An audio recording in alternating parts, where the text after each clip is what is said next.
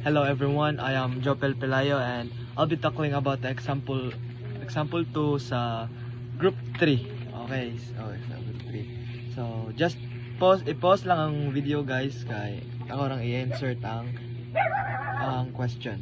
So the scores of the senior high school students in their statistics and probability quarterly examination are normally distributed within a mean of 35 and standard deviation of 5. So duha ka answeranan diri ang A o ang B based sa what percent of the scores are between 30 to 40 and what scores fall within 95 of the distribution, 95% of the distribution.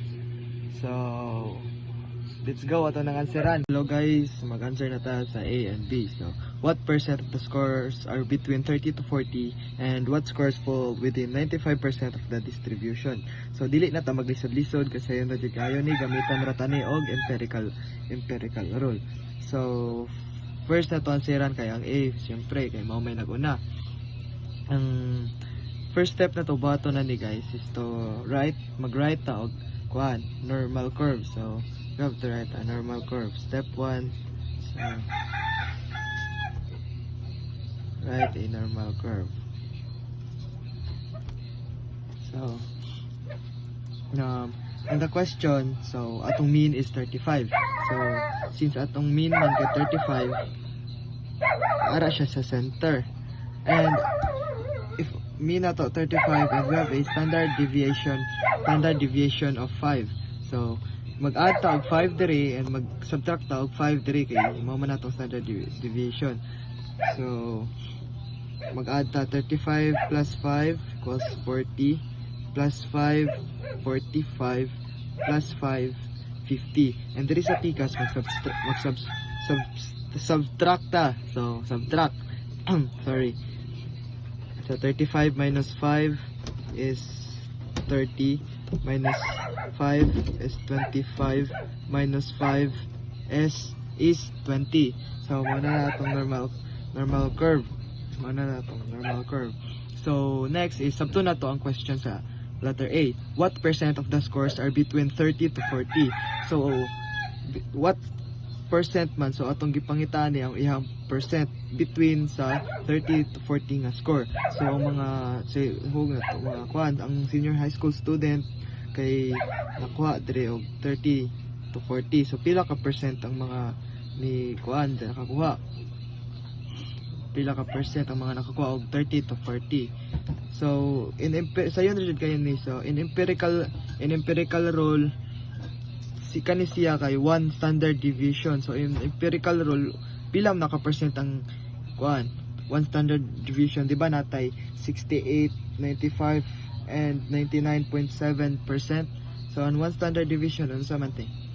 Alright, di ba 68 to 68% kay naman tay na to.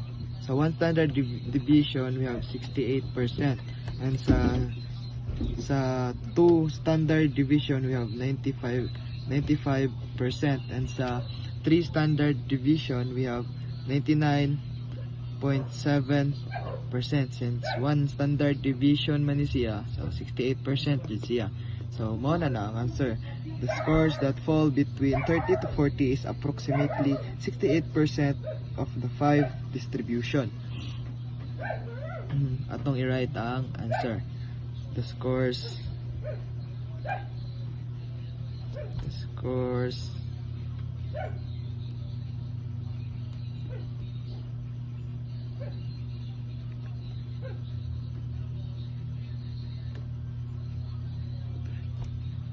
and 40 is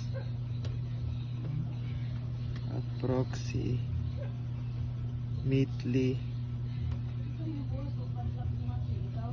68% of the 5 distribution. So muna na ang atong answer. Muna na siya ang atong answer. So next, answer na to ang B. So let's proceed. So the scores fall within 95% of the distribution. what scores fall within the 95% of the distribution. So, syempre, first step na po na to, we have to make a normal curve na naman. So, tara, let's make a normal curve. Sorry kay hiwi ni. Why perfecto nga tao. So, again, since 35 ang atong mean, putang to 35 ari sa center. And add 5 kay standard deviation of 5 banta, add 5 diri sa pikas and subtract 5 diri sa pikas. So, 35 plus 5 is 40, plus 5 is 45, plus 5, 50. Diri subtract ta, so minus 35 minus 5 is 30, minus 5, 25, minus 5, 20. So, mao ni ang atong mean, di ba? Ang 35. So, mao na siya nasa center. Then, sabto na to ang question. What scores fall within 95% of the distribution? So, mugamit ra Japon tawag empirical rule ani. So, 95%. Ikapila man na ang 95% sa empirical rule. Di ba sa 2 standard deviation? So, asa mang 2 standard deviation diri? Mo ni atong first standard deviation ang 30 to 40. And usa man natong ikaduha nga standard deviation. So, ang 25 to 40. 25 to 45. Mo na, so 25 to 45. So, mo na ang 95%. 95% sa empirical rule. Kay mao man ang 2 standard deviation. So, mao rin na answer. Sa yon rin kayo. So, the scores corresponding to 95%